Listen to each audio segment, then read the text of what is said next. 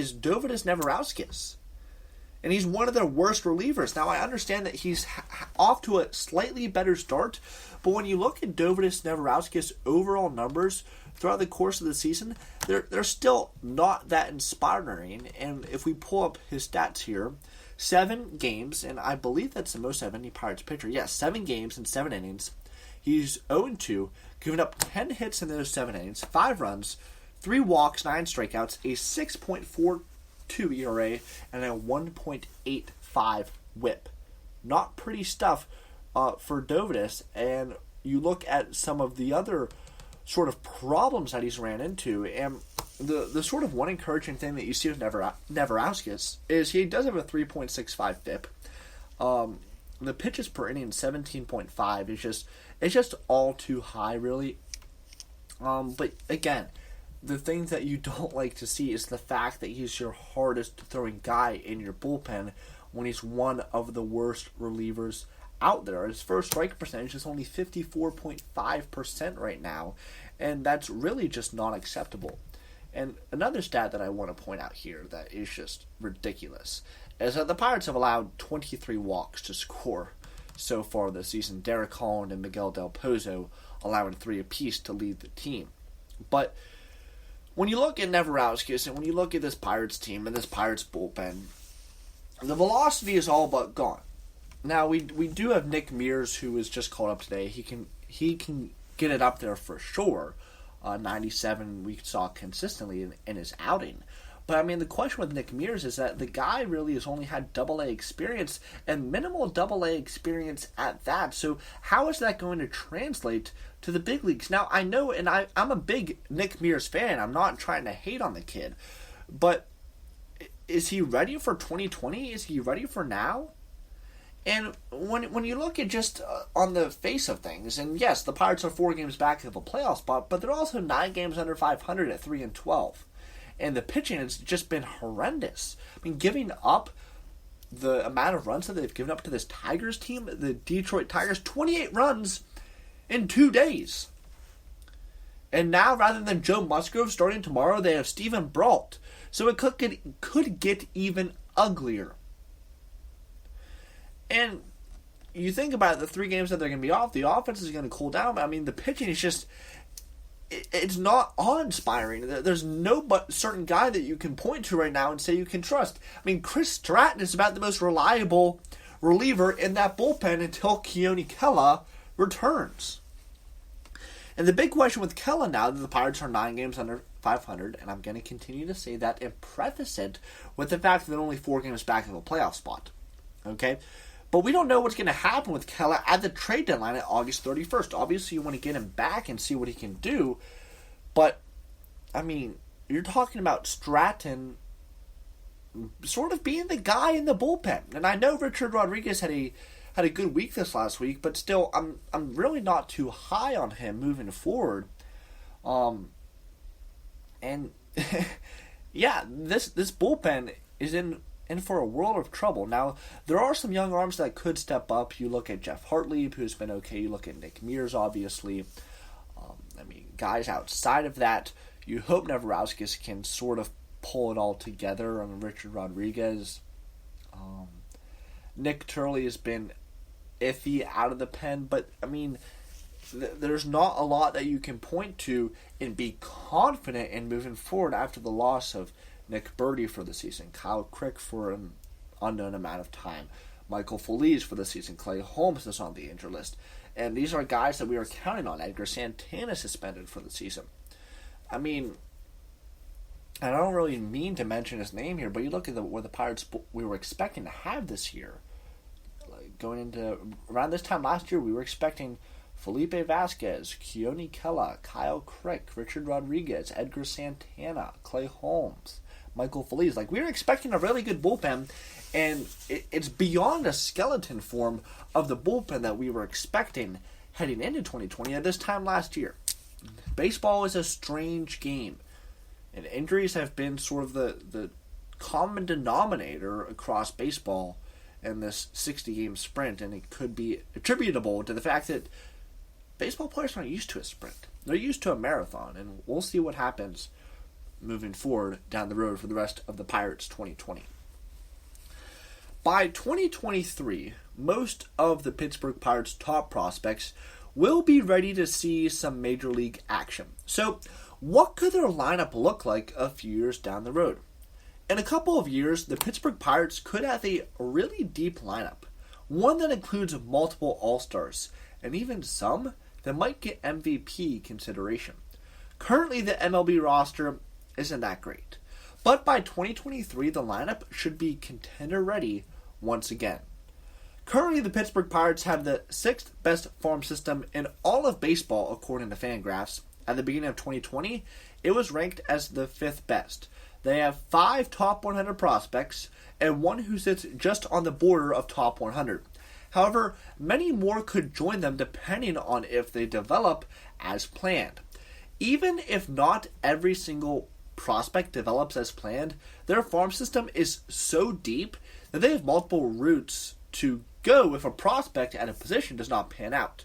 In 3 years, what could we expect to see the Pittsburgh Pirates lineup look like? Listen on to find out.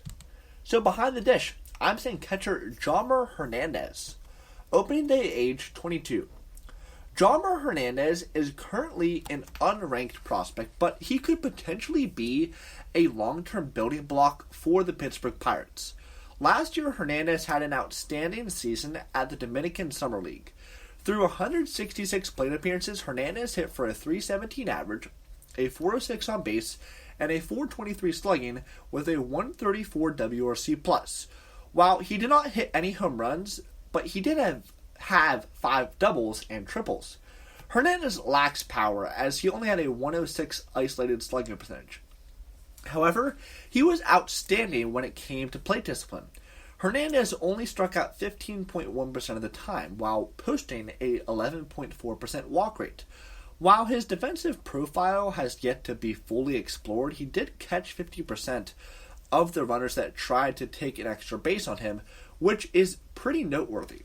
The most important part of a catcher's game is their defense, and if Hernandez can be a great defensive catcher, anything with a bat is just icing on the cake. While 22 is young and he has not even made it to high A yet, Hernandez is one of the more under-the-radar prospects in the entire farm system for the Pittsburgh Pirates, and he is a prospect name that fans should keep in mind. Next, we're going to look at first base. I have Mason Martin, 2023 opening day age, 23.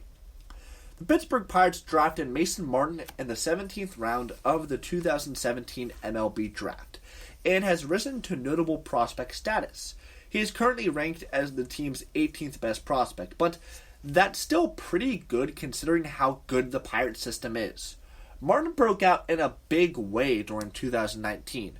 Starting the year off at low A, Martin hit for a .262 average, a .361 on base, and a .575 slugging. He also slammed 23 home runs and 19 doubles, all coming together for a .164 WRC+ across 355 plate appearances. Although he didn't hit as well when he was moved to high A, he still was an outstanding batter. His final 201 plate appearances of 2019 saw him post a .239 average, a .333 on base, and a .528 slugging, hitting 12 more long balls and 13 more doubles. All told, he had a .155 WRC+ at high A. Obviously, Martin has some serious power potential. Not only did he hit 35 home runs and have a total of 71 extra base hits, but he has a 60 future game power grade and 70 both current and future raw power grade. He already averages 91 miles per hour off the bat at just 21 years old. There are a few questions though. One, Martin only has a future 40 hit grade, in part because of his strikeout rate. He struck out 30% of the time in total between the two levels, but considering how hard he can hit the ball, and he still walked at a strong rate of 12.2%, Martin's power potential with a bat shouldn't be put too much to question. Fielding-wise, he grades out as an average fielder with a future of 50, which is more than adequate considering how good of a batter he is. While he does have experience in the corner outfield, his future is first base. He has a weak arm, a 45 current and future grade to be exact, and a 40 current and future run grade. Still, an average hitter who can hit for a 260 average, get on base at a 360 clip, and slug 550 and crushes 30 to 40 home runs a season is still going to get recognition. Another possible option that I'll throw out there is Alexander Mojica. Our next guy is second baseman Nick Gonzalez, 2023 opening day, age 24. Nick Gonzalez could have a short trip through the minors if he can continue to crush the ball like he did in college. The Pirates selected Gonzalez in the first round during the most recent draft. Gonzalez was obliterating the ball before the season ended short. Through his final 82 NCAA plate appearances, Gonzalez had 26 hits, 12 of which were home runs, and 3 were for doubles.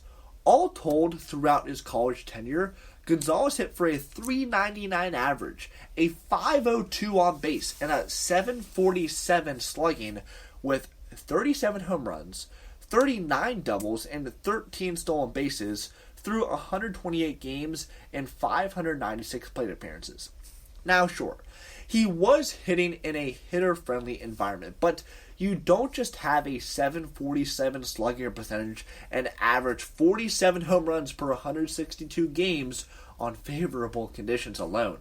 Plus, he only struck out 13.2% of the time and walked at a 15% walk rate, which already goes to show he has incredible pitch recognition and plate discipline. He's already appeared on prospect radars as Fangraphs has him ranked as the 91st best prospect in baseball already. While the Pittsburgh Pirates drafted Gonzalez as a shortstop, he isn't necessarily an Andrelton Simmons level fielder. However, he would probably grade out as an above average defensive second baseman. Gonzalez has power, a great hit tool, Juan Soto level plate discipline, and isn't a bad runner. Is it too early to call him a potential MVP candidate? Some other possible options I have are Ji Hwan Bae and Kevin Newman. Next, we're going to take a look at the hot corner third base. I've got Ke'Bryan Hayes, 2023 opening day, age 26. If there's anything that's for sure about Ke'Bryan Hayes, it's his defensive ability. He's one of the best fielders in the minor leagues, regardless of position. Fangraphs gives his fielding ability a current of 60 with a future of 70. He also has a strong arm with a 60 current and future grade. Not only is Hayes a fantastic fielder, but he can run a bit too. In the past 3 seasons, Hayes has stolen 52 bases and 63 attempts. Fangraphs sees him as a future above average runner with a 55 speed grade. Batting wise, he did struggle at AAA, but mostly for the first half. He only hit for a 245 average, a 336 on base, and a 398 slugging before the All-Star break. But 290 average, a 336 on base, and a 435 slugging post-break. However, he did really well at AA year prior. In 2018, he hit for a 293 average, a 375 on base, and a 444 slugging with 31 doubles and a 129 WRC+. Hayes' biggest issue in 2019 was his ground ball rate. He only had a 40.3% ground ball rate in 2018, but at AAA the following year, that rose to 46.3%. Hayes makes really hard contact. His average exit velocity was 92 miles per hour, which is one of the highest among all prospects, and is right on par with big-time power-hitting prospects like Joe Adell, Joey Bart, and Marco Luciano.